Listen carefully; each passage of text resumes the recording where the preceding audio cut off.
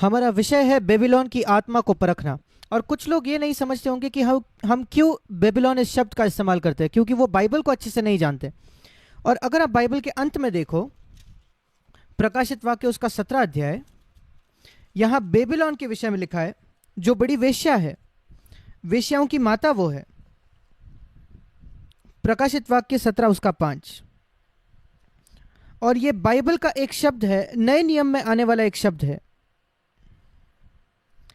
ये पुराना जो राज्य था बेबीलोन का, जिसका नबूकदनेस्सर राजा था, उससे इसका संबंध है। पर प्रभु इसी का इस्तेमाल कर रहे हैं एक उदाहरण के तौर पर, हमको चेतावनी देने के लिए। और उसको एक वेश्या कहा गया है। वेश्या जो होती है, और उसकी तुलना प्रकाशित वाक्य उसके 21 में इस वेश्या की तुलना दुल्हन से की गई है, जिसको नई यरूशलेम कहा गया है। पुरानी यरूशलेम नहीं, जो पृथ्वी की थी। बेबीलोन वो वेश्या थी, और नया यरूशलेम वो दुल्हन है।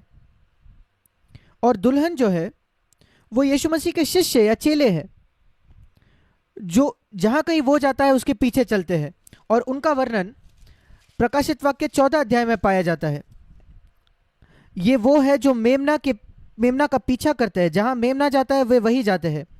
प्रकाशित वाक्य 14 उसका 4, 1 से लेकर 5 वचन भी पढ़ सकते हैं। और यही एक विरोधाभास है। और हमें यह समझना जरूरी है कि यह वेश्या क्या है, यह व्यभिचारिणी क्या है। एक दुल्हन वो है जो विश्वास योग्य होती है दुल्हे के प्रति, हमारे प्रभु यीशु मसीह के प्रति। और वो जो व्यभिचारिणी होती है या वेश्या बेबीलोन जो है, वो ये दावा करती है कि वो दुल्हन है, पर वो अविश्वास योग्य होती है। अगर किसी की मंगनी ही नहीं हुई है मसीह के साथ, दूसरे शब्दों में अगर वो ये दावा ही नहीं करते कि वो मसीह के हैं, तो फिर वो बेबीलोन के भाग हो ही नहीं सकते। एक व्यक्ति जो दूसरे धर्म का है वो कभी बेबीलोन का भाग नहीं बन सकता। बेबीलोन उन लोगों को दर्शाता है जो अपने आप को मसीह कहलाते हैं। वो ये दावा करते हैं कि उन्होंने यीशु मसीह को अपना प्रभु कर स्वीकार किया है, पर वे उसके प्रति समर्पित नहीं है, एक दुल्हन के समान। और इसका वर्णन याकूब की पत्री उसके 4 अध्याय में पाया जाता है। अगर आपके पास समय नहीं है इन वचनों को देखने के लिए, तो आप इनको लिख सकते हो या इस संदेश को दोबारा सुन सकते हो, क्योंकि मुझे इसमें जल्दी से गुजरना पड़ेगा। याकूब 4 उसका 4 वचन, यहां वेश्या के विषय में, आत्मिक जो वेश्या है उसका वर्णन इस प्रकार किया गया है। याकूब कहता है, मसीहों को वो लिखता है। याद रखिए कि वो मसीहों को लिख रहा है। दूसरे जगहों में याकूब में हम पढ़ते हैं, वो कहता है, मेरे प्रिय भाइयों, 3 अध्याय के पहले वचन में, अध्याय 2 उसका पहला वचन, वो मेरे भाइयों, अपने भाइयों से कह रहा है। और विश्वासियों को वो कहता है याकूब 4:4 में, हे व्यभिचारिणियों। अब वो ये संसार को नहीं कह रहा, वो ये विश्वासियों को कह रहा है जिनके अंदर मसीह के प्रति भक्ति की एक आत्मा नहीं है, जो एक दुल्हन के पास होना चाहिए उस व्यक्ति के प्रति जिसके साथ उसकी मंगनी हुई है। मसीह की दुल्हन ये उसका चित्र है जो सच्ची विश्वास योग्य है उस व्यक्ति के प्रति जिसके साथ उसकी मंगनी हुई है, जो एक लंबी यात्रा पर गया है और उसने वायदा किया है वो वापस आकर उससे विवाह करेगा। पर वेश्या वो है जिसकी मंगनी तो हुई है, पर जब उसका दूल्हा दूर होता है तो वो दूसरे लोगों के साथ होती है। और इसलिए याकूब 4 में लिखा है, हे व्यभिचारिणियों। और यहां दूसरा व्यक्ति है जो इस दुल्हन को लुभाता है और उसको व्यभिचार करने पर मजबूर करता है, वो संसार है। हे व्यभिचारिणियों, क्या तुम नहीं जानते कि संसार से मित्रता वो आत्मिक व्यभिचार है। इसको इतने स्पष्टता से यहां वर्णन किया गया है। और यह परमेश्वर से बैर रखना है। अतः जो कोई संसार का मित्र होना चाहता है वो अपने आप को परमेश्वर का बैरी बनाता है। अब यहां जब संसार के विषय में लिखा है, यह लोगों के विषय में नहीं है, बिल्कुल नहीं। संसार के जो लोग हैं, बाइबल में लिखा है परमेश्वर ने इस जगत के लोगों से प्रेम किया कि उसने अपना इकलौता बेटा दे दिया कि जो कोई उस पर विश्वास करे वो नष्ट ना हो। पर यहां इस संसार की प्रणाली के विषय में लिखा है, जहां संसार को इस संसार का अधिक राजा कहा गया है। और जो लोग अपने आप को मसीह कहता है उसका यही मकसद है कि वो उनको भ्रमा दे। वो उनकी चिंता नहीं करता जो पहले से उनके हाथ में है, जो अविश्वासी है। वो उनसे ध्यान लगाता है जो अपने आप को मसीह की दुल्हन कहती है, कि वो उनको भ्रष्ट करे, उनको उनकी गवाही वो गवा दे, किसी ना किसी प्रकार से दूसरे चीजों के पीछे वो भागे और परमेश्वर के यीशु मसीह के प्रति अपनी भक्ति को वो खो बैठे। ये सारे मार्ग है कि संसार शैतान कैसे उनको इस संसार का एक मित्र बनाता है। जब यहां लिखा है कि शैतान इस संसार का सरदार है, तो वो इस संसार के प्रणाली का सरदार है और जो कुछ हम इस संसार में देखते हैं उसको शैतान चलाता है। और यहां उसी का उल्लेख है।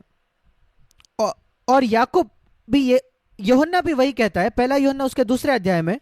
और हमको ये बेबीलोन को समझना जरूरी है स्पष्टता से।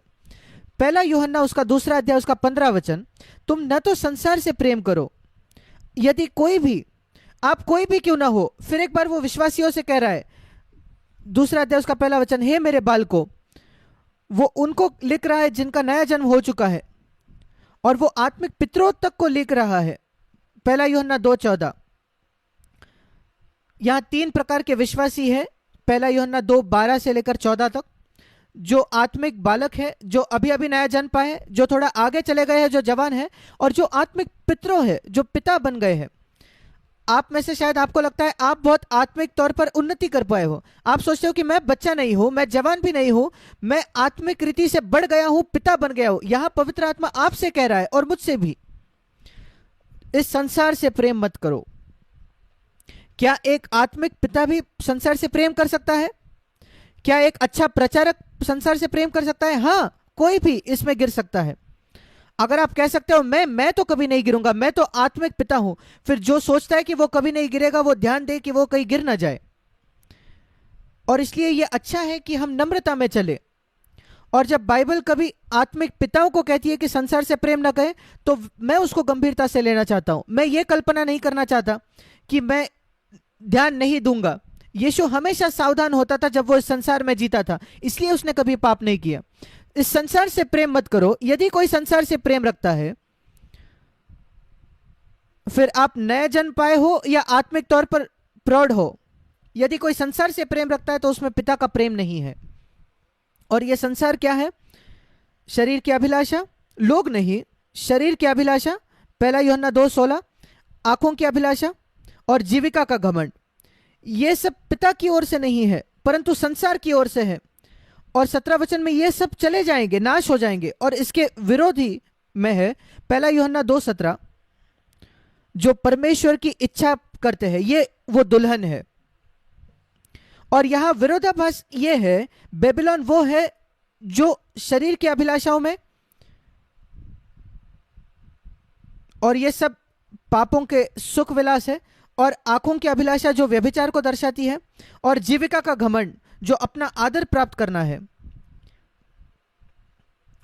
और आंखों की अभिलाषा मतलब पैसों का प्रेम भी हम देखते हैं और हम चाहते हैं कि हम इसको खरीदें। ये सब नाश हो जाएगा, सब मिट जाएगा। पर जो परमेश्वर की इच्छा पर चलता है, यही विरोधाभास है। वही लोग हैं जो मसीह के दुल्हन है। ये एक छोटा सा इसका परिचय था। और जब हम इस बेबीलोन को शुरुआत में जाकर देखें, हम देखेंगे ये बहुत एक ध्यान न देते हुए आ जाने वाली चीज है। जब परमेश्वर ने आदम को बनाया, उसने उसको एक वाटिका में रखा, बगीचे में रखा, और वहां 2 वृक्ष थे, वहां हजारों पेड़ थे, पर 2 पेड़ विशेषकर लिखा गया है। एक तो है भले या बुरे का ज्ञान का वृक्ष, और दूसरा है जीवन का वृक्ष।